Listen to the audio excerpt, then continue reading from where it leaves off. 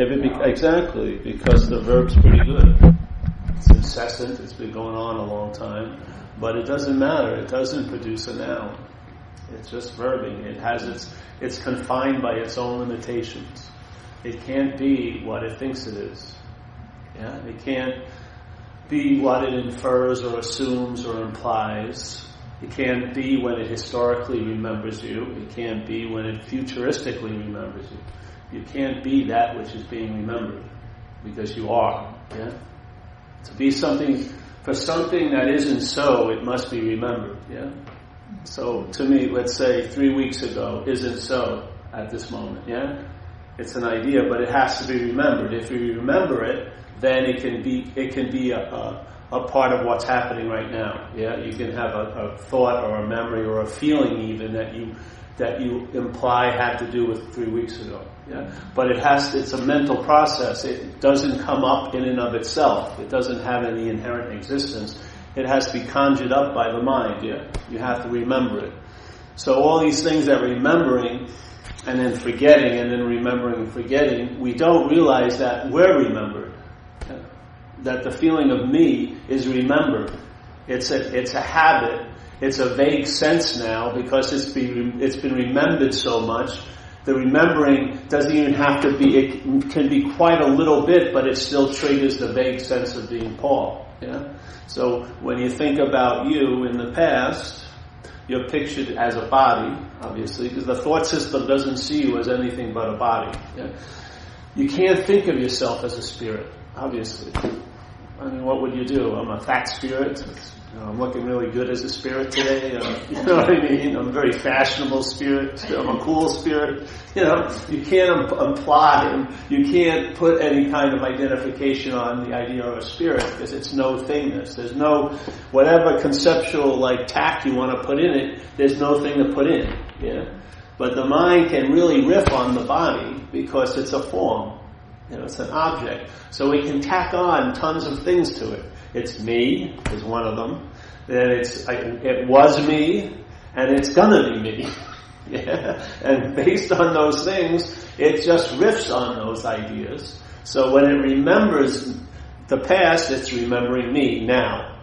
Yeah? When it remembers me in the future, which is a remembrance. When you think about the future, you're remembering you. Remembering isn't just in the past, yeah? You're remembering you when your mind's thinking about you in the future, because it's pictured as a body somehow, yeah? Or you wouldn't have anything to fixate on. The thoughts wouldn't have any place to land if there wasn't a fixed object of the body to think about. Yeah? So what happens is, you're not here now as what the mind projects you to be, so it has to be remembered here. To appear to be so. Yeah? It's not here now inherently.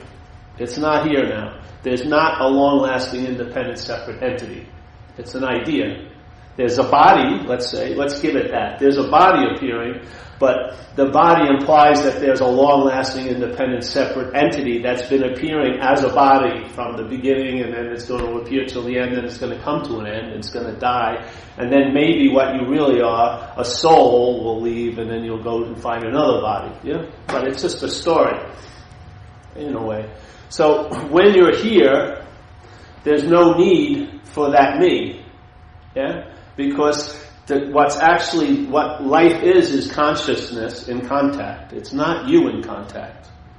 It's consciousness in contact. Consciousness is flooding through 5 gates or 6 gates, the senses, and then the mind is seen as a gate, or another sense. If you look into Buddhism, the mind is like a 6th sense. It sees thoughts, or it basically hears thoughts, Seeing is all those things, hearing, feeling, everything, but it basically hears thoughts. So the consciousness is having an experience through these gates. Yeah. So I become aware of something by smelling it, seeing it, feeling it, tasting it, touching it, and thinking, and thoughts about it. And there can be combinations. Sometimes an experience has feeling, seeing, smelling, tasting, and touching all at once. Sometimes you'll see a bush, it's only seeing, Then you get closer, you start smelling its fragrance, so now you have seeing and smelling. Then you get closer and you can touch the bush, now you're feeling it, you're smelling it and seeing it, So your experiences get added and subtracted the different gates. You know what I mean? A full-blown experience, they would call like a full spectrum experience, is when you're totally absorbed in just the consciousness of what's happening. Not even acknowledging the gate or the facility that's allowing that experience, like seeing, hearing, feeling, tasting, touching. Your mind gets blown into just sensing consciousness. Yeah, that's what you would call, a lot of people I would say would call a peak experience. They have an experience of what's actually going on. They didn't have it, but there's an event of what's actually going on with no additions and subtractions. It's just consciousness experiencing itself through other things, by seeing them, feeling it, tasting, touching, So we have all this combination going on, and there's really no need for you. The idea of you is like an organizing principle the mental process uses to make sense of something that's a mystery. It can't make sense of this place, because its faculties can't get it. The way our mind is formed in self-centeredness, we can't grok it or understand what's happening here. So what we do is we think we know what's happening. So we make up a story based on incredible assumptions, like the idea of being that you're out of the moment and that you need to get connected to your own life. Give me a fucking break. You are the connection of the life. You know what I mean? Life's not happening here unless it's happening as you through what you call you. But there's this sense that I'm not in the moment, that I got to get into the moment, which has been conditioned into us. You didn't have that when you were a kid. There's not one day you were having like a existential angst when you were 3 years old playing, I'm sure. You may have, if you were in an abusive situation, maybe other shit was going on, but I wasn't when I was growing up, and I wasn't looking to how better connect to things, because there was no idea I could be disconnected from things. It was just going on, It was clean and virgin in a way and raw, and there was a certain brightness to life that I saw dim down when I hit about 4 or 5. I really did. The basic backdrop was much more well lit when I was a kid, and then when I started seeing the differences more than the similarities of things, then the light got partitioned out. Some things got a lot of light, and then other things got no light. My interest and attention started to get tunnel vision by self-centeredness. And instead of having a broad lens and picking up all the light that there is, manifesting and doing its dance, I was now looking at things, And the things became so dominant they could block me from the light. I wouldn't get the whole light of everything because I was obsessed with things, this thing, and mental thoughts of things, and So my mind got almost indoctrinated into a system of thought and interpretation called self-centeredness. And I would say it fell into an illusion about the system because the system presents an idea of being you. So then that great question or mystery is solved. And the mind has a drive to know. It really does. Even if it's wrong, it gets a sort of sense of security in knowing, You can see people who are really, really, their belief system may be really screwed, but they get something out of believing so fervently. Let's say that's, some politicians and Muslim socialists or something, when obviously he's not a Muslim socialist, but there's a driving. It gives a sense of I'm right. I know it. Fuck the facts. So this whole idea that there's a system of thought and interpretation that isn't you, that is a part of this multidimensional expression that you may call you, being and manifesting and existence, whatever you want to call it. I would say it's more of a verb. And so if you really wanted to capture who you were, it would be more what you are. And that is that it's a verb, that there's just a stream of awareness. It's not awareness and then objects that the awareness becomes aware of. It's objects appearing in awareness, awareness seeing the appearances, but also being the context. So therefore, in one sense, there's only one thing going on, which is no thing. There's just awareness. Awareness, you can see it sometimes. If you see you can see what happens when water evaporates. Water evaporates somewhat, then a mist occurs, then it gets really stringy, and then it disappears, similarly, So in manifestation, things can seem to move from no form to almost a form. but they're all appearances. There's nothing called mist. It's appearing. Yeah, it's water, but it's appearing in a different form, in a sense. Yeah, but the essence of it is hard to sort of capture, because you think the one form you're used to, which is water, is appearing in all these other forms, but that's also an appearance. The water is an appearance. Yeah, so it's not like water is by getting affected by circumstances and situations, it changes its appearance. It turns into mist and fog and vapor, and then it dissipates. Yeah, but I would say the water is also an appearance. Yeah, all it is an appearance of mind. Now we take some of the appearances as being real, the earth, the world, but in fact, if you notice it, this reality, if it got cooked a certain way, it would molecularly change and would take a different form. So obviously it's not inherently that form. It's just appearing that way. And I would say you and I are what's giving it that meaning. Not you and I like Deb and Paul, but you and I like mind. Yeah? So mind's dreaming this place, and we're giving everything the meaning it has, and it goes into degrees. Something's really form-based, and then it moves into very, very like ethereal, and then back to this. So it's all different degrees, but none of them, and any step of the way, is inherently that. Yeah, it's not this form that lost its essence and turned into other forms. It has no essence. It's the meaning mind's giving it. So there's this little activity in mind called a mental process I like to call selfing. Yeah? And the whole process is that the thoughts and the interpretations of events here as you being the doer, let's say, or actions as you being the doer, and as ownership and privatization, all these ideas of there is a noun called you that's being imposed upon or can impose its will on places. Yeah, this whole idea is an idea. Yeah, and it has to be reinforced. And so what happens is the noun that's not a noun has to be reinforced. But how can it be reinforced if there is no noun? By a verb called selfing. So selfing is the mental verb that if the mind is listening to it in a sort of an ignorant or a lazy or an unconscious or a misinformed manner, yeah, it will make the leap from, hey, what are you going to do today? Thought system going on about you all day. What should I do? What should I do? Yeah? There's always this you that's implied by everything that's said or inferred, but you never really see the you. Only thing you can see in a mirror is a body. You never see you. I mean, have you ever seen a dead body that you used to know? I had a very strong hit when I was younger, when this Uncle Fred died, and I was 9 years old, and I'd known him since, I was a kid. He was, I guess, one of my father's brothers or something. And he used to give me money at little parties and everything, so obviously I liked him, He'd give me a couple bucks behind his back. Actually, a lot more, a couple bucks. And then then he passed away, so my mother took me to the funeral, and we was in a funeral home, and Catholic, and so they have a wake.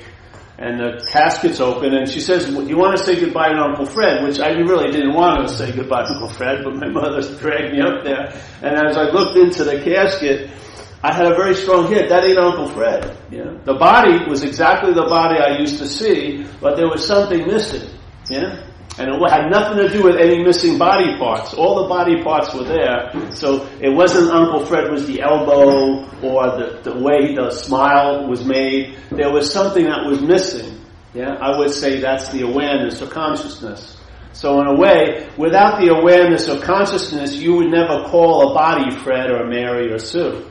Without the animating principle allowing it to function here, you would never mistake it for being a body. Without the consciousness moving through it, and if you see a body that once was alive, that was talking to you, and then is inert, it's very difficult to make to believe the take that that's Paul. Paul left, and well, then why did he leave? He's still there. If that's Paul. The body's here, but Paul left. How did he leave if he's right here? Something left, in a sense. I don't believe anything left. I believe it's always there. It just left that form, in a sense. It's not driving that form. It's like a camera that was used for 70 years, and then you assumed it was the camera that was doing everything, and then the person that was using the camera put it down and left, and then you'd be looking at the camera thinking, oh, Steve, why aren't you taking pictures anymore? Steve, why aren't you coming over and calling me anymore? I really miss you, Steve. It would be funny in a way, but that's what we do, actually. We assume what's allowing the functioning of awareness to be what's aware. But if you saw the camera and there was no one using it, you'd get it pretty quickly. You may have the assumption, hey, that's Steve, but after a while looking at it and stuff, and nothing's getting shot, no lights are blinking, you realize it wasn't Steve. And when you realize, or it isn't Steve, you would realize it wasn't Steve, and then you realize you're not Paul, and then you weren't Paul. And then what would happen? Well, find out. I would imagine it would translate into you traveling a lot lighter like Steve and Paul.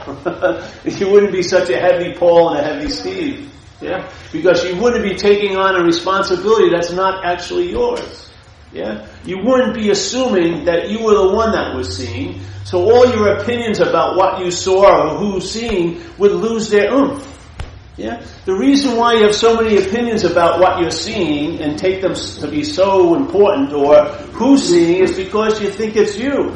If it wasn't you, you would be released from all the ponderous meaning that all your fucking opinions try to present. Yeah? You would just, okay, sure. You want to be right? Fine. It's great. You know? You know? But no, it's hard to see that if you would get to the nub, if you got to the first knot, it would affect all the knots in the rope. Every knot in the rope couldn't hold their knotness without the first knots. Compliance. The first knot is it. If you let go of this first knot, that I'm a long-lasting, independent, separate entity, it's bound to affect all the other knots because they're dependent on the first knot. Yeah? It's like an assumption not seen as assumption makes this so, makes this more so, makes this even more so, makes this really so, so on and so forth. Yeah? Now and everything that's really so, what happens? It gets usually really heavy. Like that person is really the source of my happiness. You're probably going to try to take them hostage.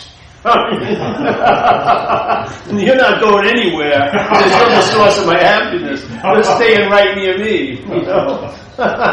Then of course the source would dry up because it wouldn't be open to your pail going into its well, so to speak. But let's say, so the first knot, what's that first knot? Well, form taking itself to be the activity of no form, in a way. Yeah? And then taking the qualities of no form and filtering it into a form. So seeing now means there's a seer. Hearing now means there's a hearer. Feeling means there's a feeler. And you know what happens? Then all the interest and attention, instead of on the incredible the sense of seeing, hearing, feeling, tasting, touching, gets moved into what's been seen and the seer. Yeah? So all your attention, this is how you miss the moment in a sense, because the moment, there's an activity called subject-object going on. Yeah? And then there's subjectivity, which is the moment. The mind doesn't want to put any attention on the subjectivity. It wants to put a lot of attention on the subject-object. Life's happening to me, and this is why I'm fucked, and so on and so forth. Yeah? When that does that, it misses. It can't erase what's so, but it misses what's so. That's the best it can do.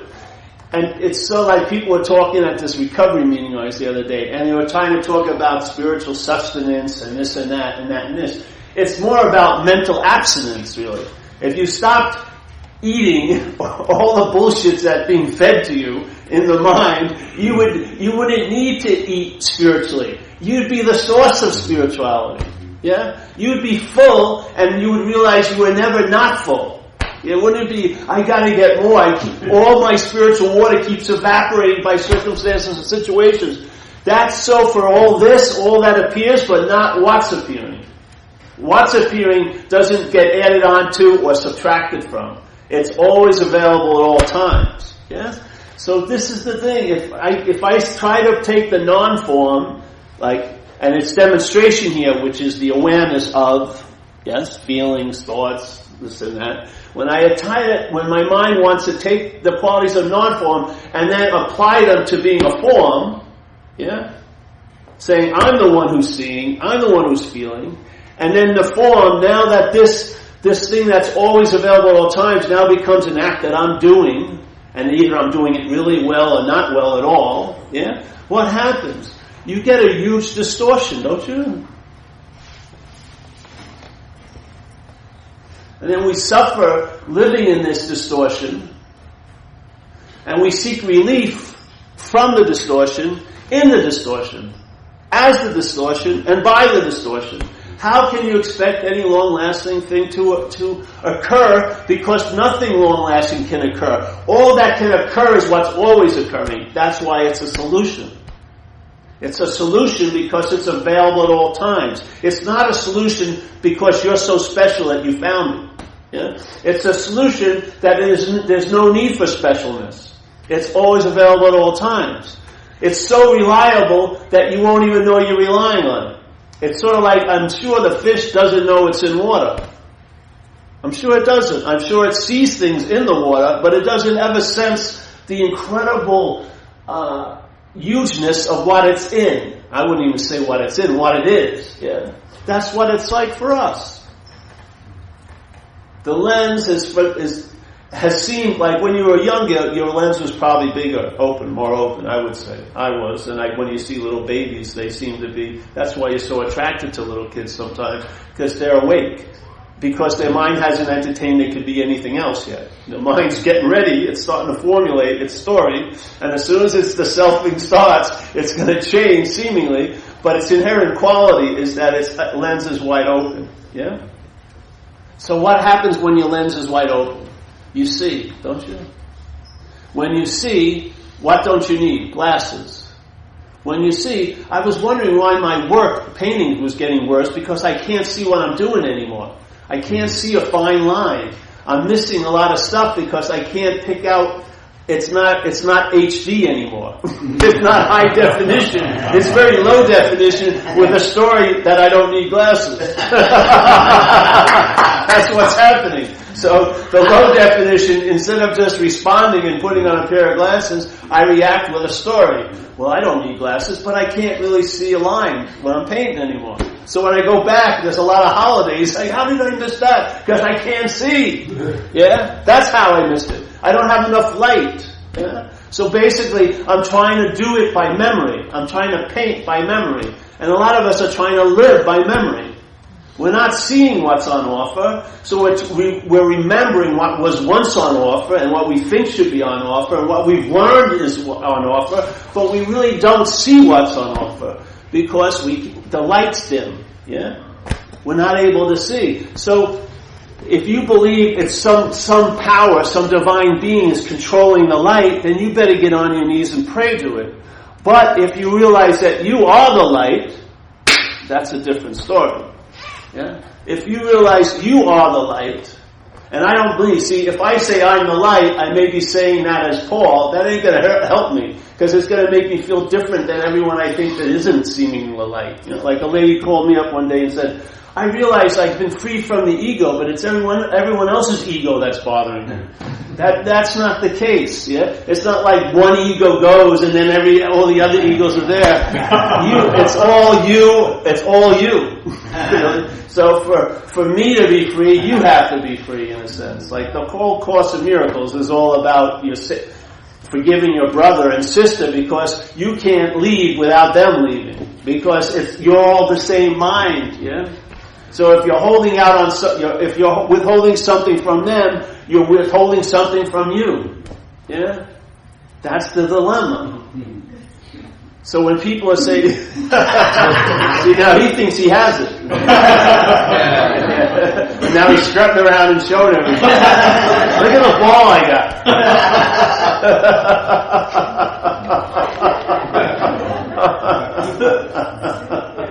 Then some bigger dog will take it away and then they'll suffer not having the ball.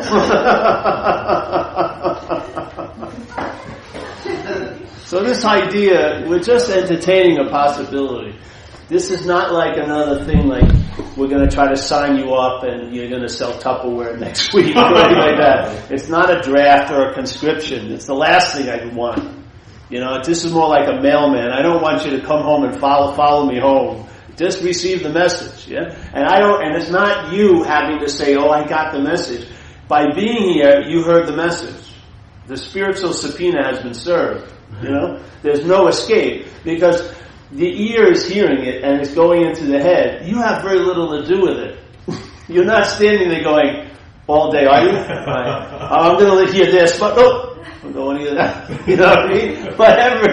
Whatever can be heard is being heard. Yeah. You may selectively forget and remember, but the brain isn't. Yeah. And the brain is like the camera that's facilitating the mind. Yeah? So whatever can go through the camera gets back to mind.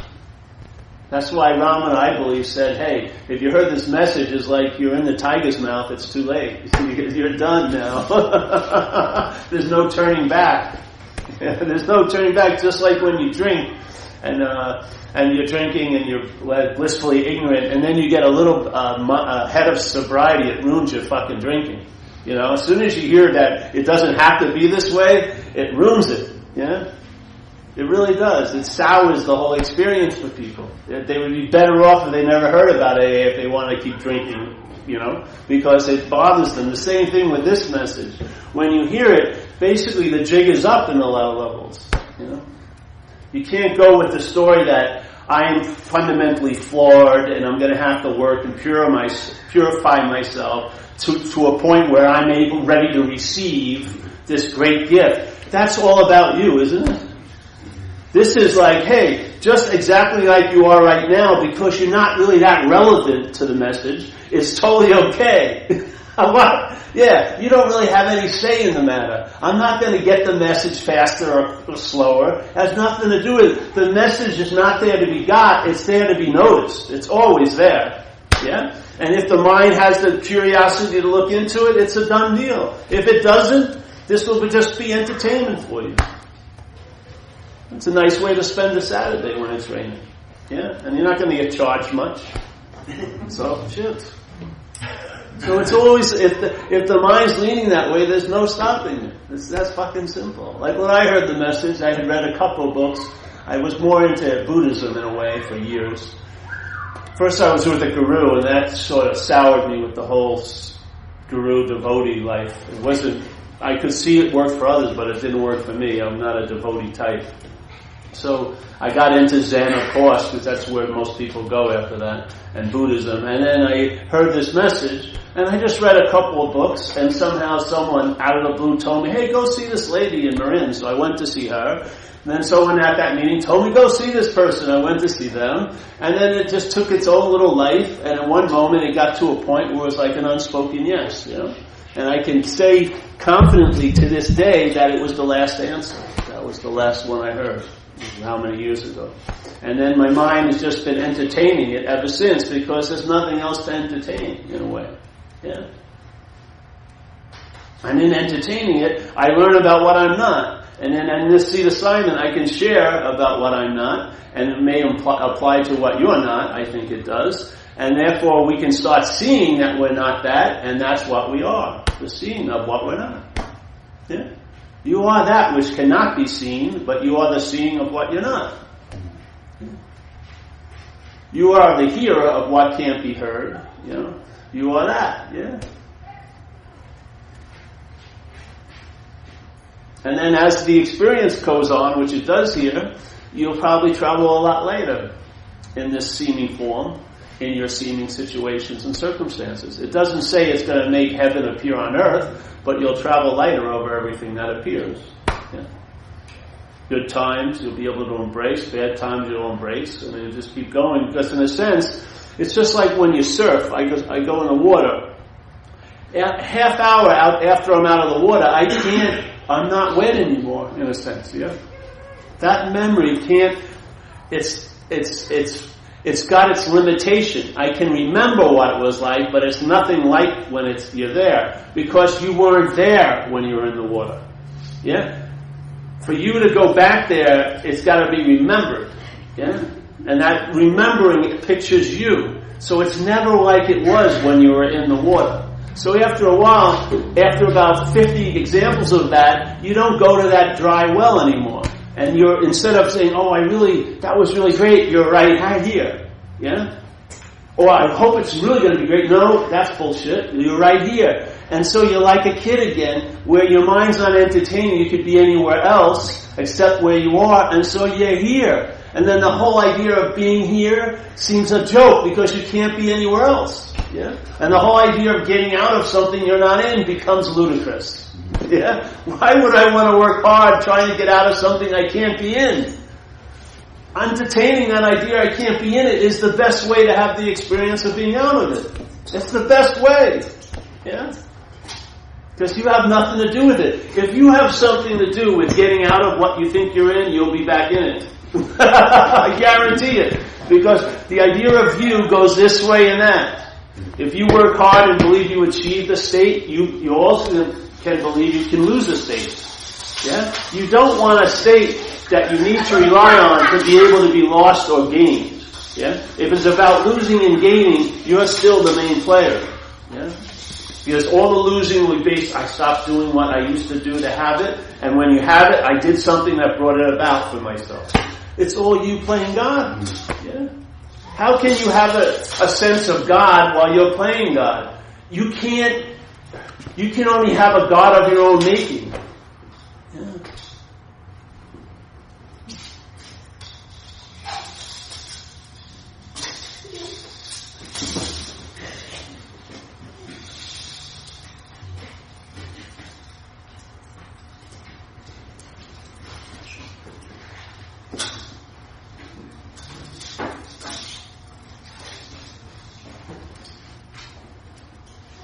And then, there's a thing in recovery called pause. And the pause becomes like the background of everything. Everything is all this is chatter, but the pause is the real spoken word. It's the word, it's the forever word. Yeah, and you hear it silently, but it has an incredibly impressive influence.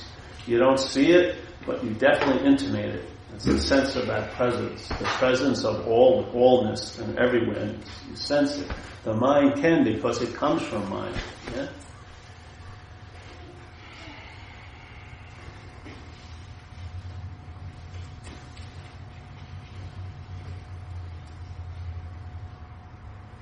And it can start formulating where you live after a while and where you go.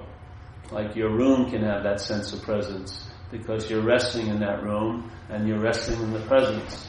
So people who aren't familiar with it or in a bad state, they can come in and they feel like an incredible sense of difference. And it's just another room. But what's been abiding in that room is the mind resting in presence. So it has a juice. Yeah? It can be quite healing. It's a drag that you need a contrast of drama and craziness to sense it, but you actually don't need that. You can sense it with no drama. After a while, you can just get into that incredible, it's like what's washing over every single moment we call a single moment is the moment. Yeah, it's like washing over it. The mind likes to catch the light and the fireworks of days and the particulars, but there's an underlying base or fabric or screen of reality that never changes. So after a while, you lose focus on days and hours and events, and they all sort of just come and go and lose their distinct colors, and they just blend into this one state of awareness. Yeah, that's always there.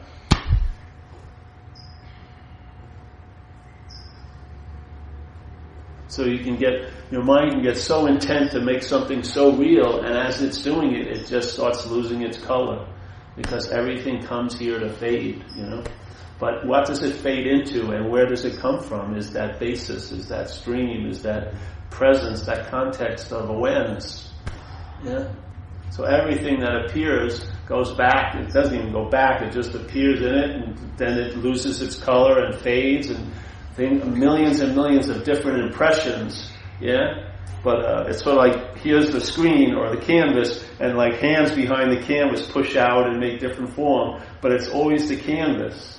It's just different, like, impressions, but what's being impressed on and what's doing the impressing is the same awareness. Yeah, millions and millions and millions of events, millions of thoughts and feelings and sensations, millions upon millions of interactions here, millions of them, millions of little impressions, but none of them break through that canvas. Yeah, none of them break through. They just make an impression. The impression changes, but the canvas is life. It's it. That's the painting. That's allowing all this to happen. That's the background. To take your mind to be a body and to be,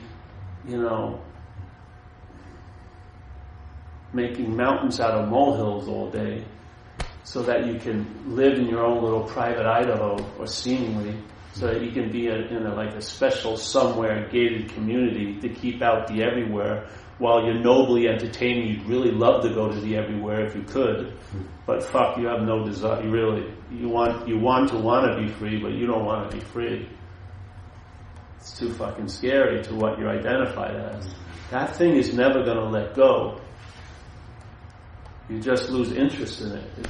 St. Francis, I don't think, says it's in self-letting go. He said self-forgetting.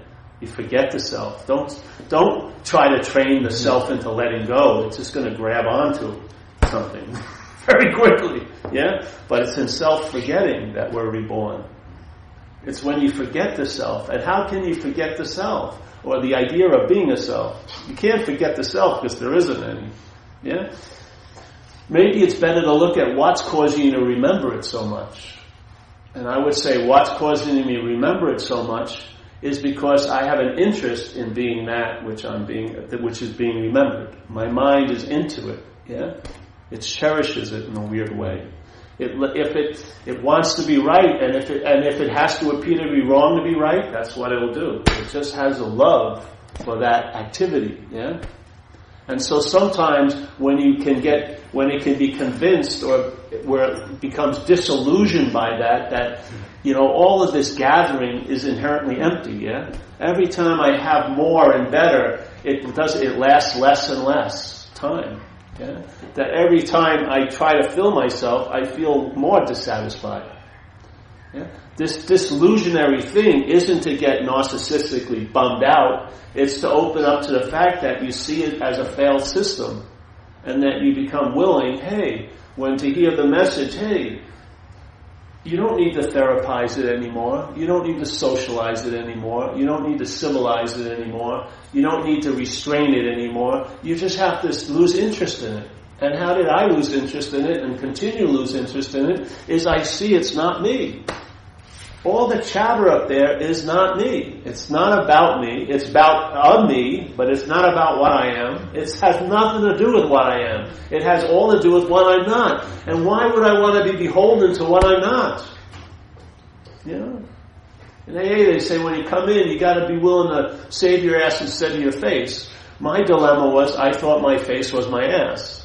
This is the point. Let's say your ass is a no-thingness ass. You're a spiritual ass. And then your face is a mental image. You can't be living to save your face seeking for the ass. It doesn't work. Yeah? Just get the anatomy correct. So in a simple way, each moment, and it's not like a challenge, just watch the head. And what the head's either doing, it's either dying as the self or to the self. Yeah. So when it's listening intently to the selfing, the product has already been produced. You have a feeling of being that which all that thinking is implying. Yes. That's dying as a self. You can't die as a self because that's the solution. Because you can't be a self, but that's what I would call dying as a self.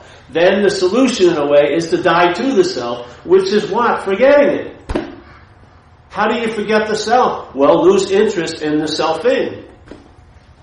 How can you lose interest in the selfing? Just entertain it's not about you. And I'll bet you'll start losing interest in it because it's boring as hell. Just like when someone else is running their selfing to you, it's boring in about 2 minutes. Like, I cannot stand sitting there and listening for 2 hours people talking about the suffering, what's not happening is producing them. It's fucking unbelievable to me.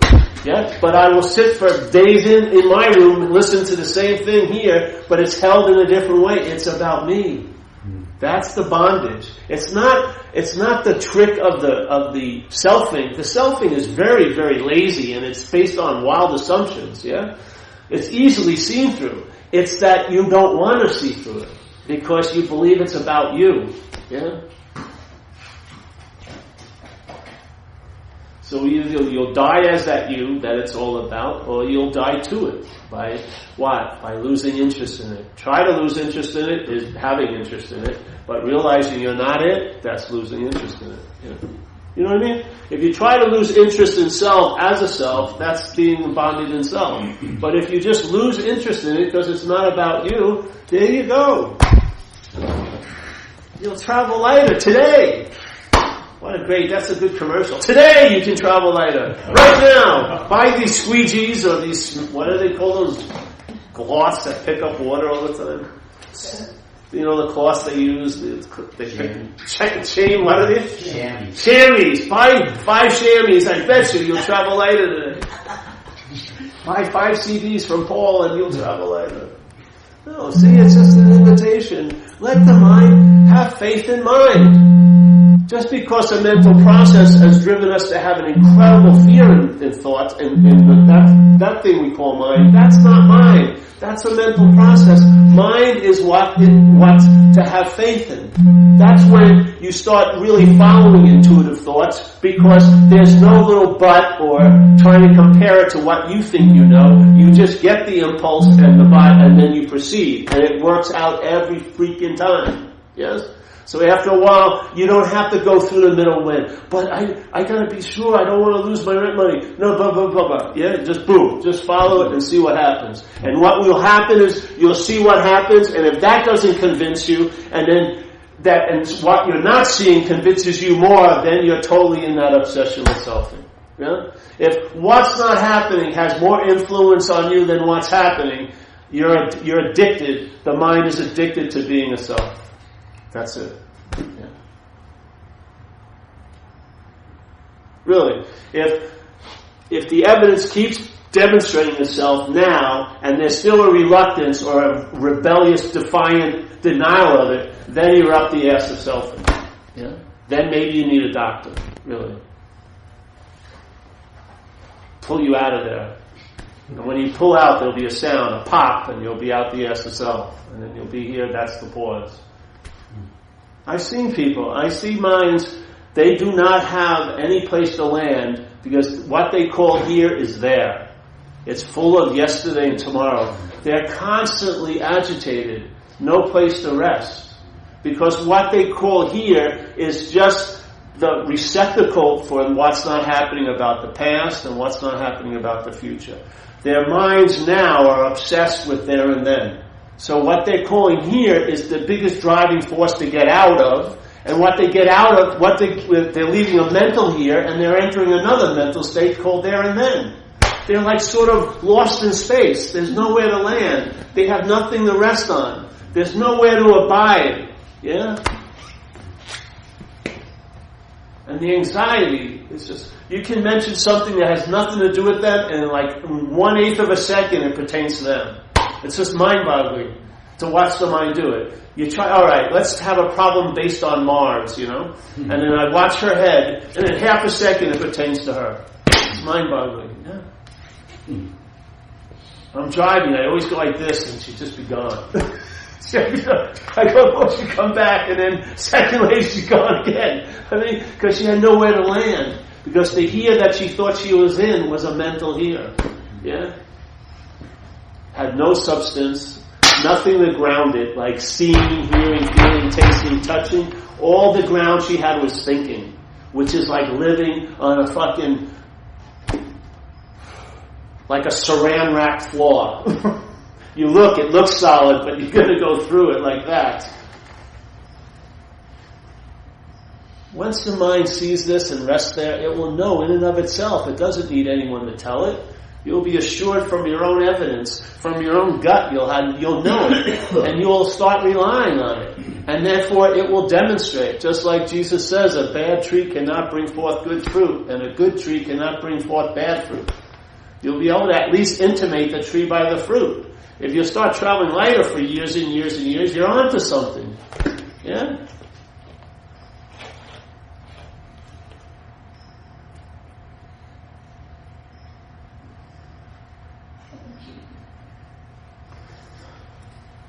Yeah. Any questions, Dave?